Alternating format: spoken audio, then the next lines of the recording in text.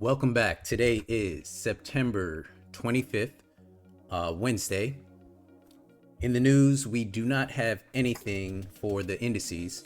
For oil, we do have news at 10:30, the inventory numbers. Let's go over the price prediction for today. Let's start with Dixie. Dixie, the bias remains the same. We're still looking for lower prices. We're pretty close to this external range liquidity. Once we get there, our objective has been met, and we'll wait and see if we get displacement through that level or if we get a change in the state of delivery to head back up. But for now, in the short term, we have a bearish bias on dollar. Over to oil. We still have a bearish bias. We're inside this bearish fair value gap. We've been inside here for a few days now. We did get a move yesterday, a lower move yesterday. I did get a trade. I broke even on that trade, and I'm going to show you what I learned from that trade. I'll show you that a little bit later towards the end of this video. But for today, we still have a bearish bias. Over to ES. We are pretty close to this external level, which makes sense with dollar reaching this external level. Once you get below this level, we'll probably be looking for, unless it displaces, we'll be looking for higher prices here. We should be looking for lower prices here if we reach that level. Comparing to NQ, we actually did reach the external level. That we did not displace through it, so that would indicate we're looking for lower prices. If you pair the two, you have the SMT.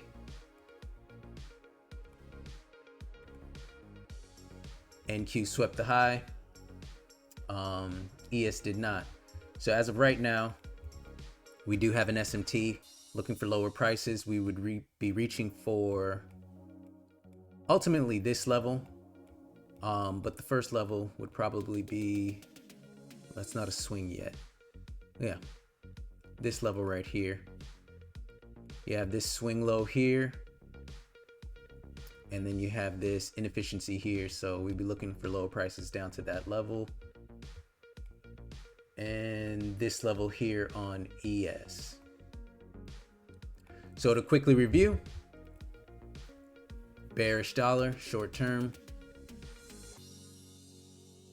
It looks like we are bearish ES and NQ, and we are bearish CL. All right, so let's go over the CL trade that I took yesterday. So replay.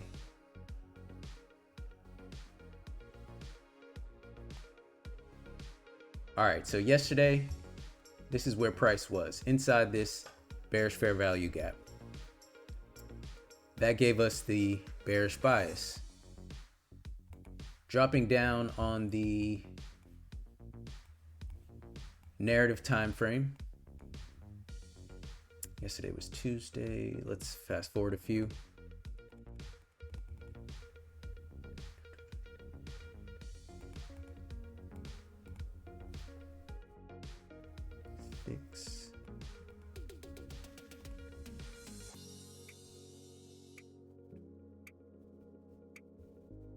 All right, so price opened up here at 9 o'clock. At 9 o'clock, we did get our sweep above the hourly swing high, which is what we like to see if we have a bearish bias. Because we got that sweep of the high, we go down to the entry time frame, which is the 5-minute.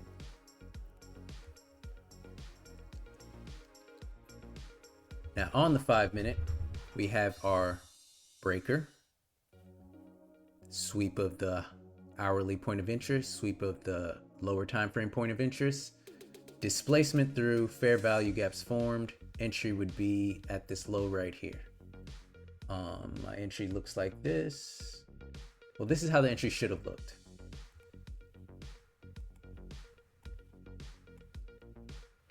Target would be here. This is our London lows. Entry would be here. I'd probably take about 8 contracts, stop above fair value gap and the breaker right around there, target 2R. That would have played out like this. There we go. Looks like we would have hit target. We would have entered here, reached our target right about here, which would be a 55-minute trade. Beautiful. This is what actually happened. So I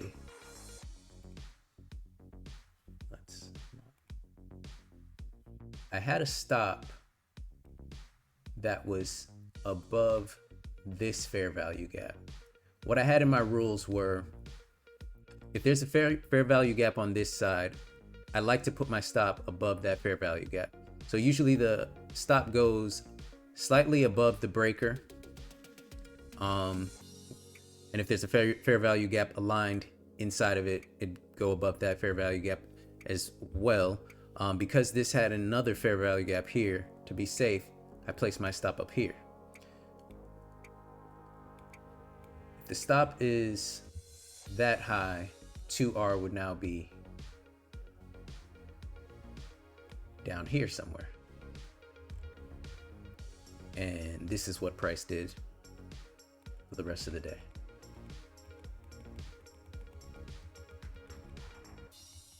Nothing. Absolutely nothing. This is what I had to sit through the entire day. We're now at 1 something. I ended up closing the trade.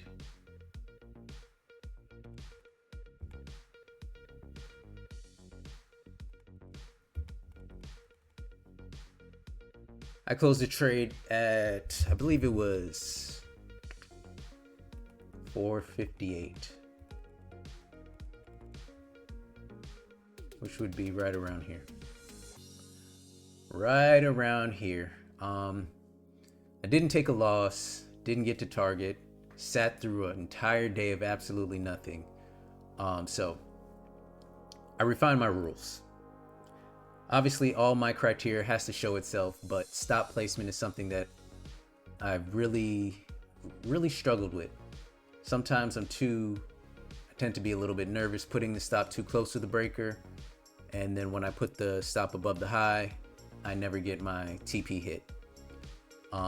So it's plain and simple as this. Stop is always going to go above the breaker, always. If there is a fair value gap aligned, it needs to be above that fair value gap as well. So for example, if this fair value gap was like this, the stop would go here. And I always have to keep in mind my target. Where's my target? So I try to put the TP first. I'll put the short tool at the entry. I'll drag this to my low-hanging fruit TP, and then I'll make sure my stop is above the breaker. Then it has to be above whatever fair value gap is aligned. If there's another fair value gap, I just disregard it. That, I believe, will get me more TPs and less, dancing around, less break evens, things of that nature. I'm gonna go with that moving forward. So that's basically the trade review on the CL short. Didn't take a loss, didn't hit my TP, but I definitely learned something that I think I needed to learn with my stop placement. So moving forward, I'll go ahead with that. With that being said, that's all I have for today. Let's see what price gives us.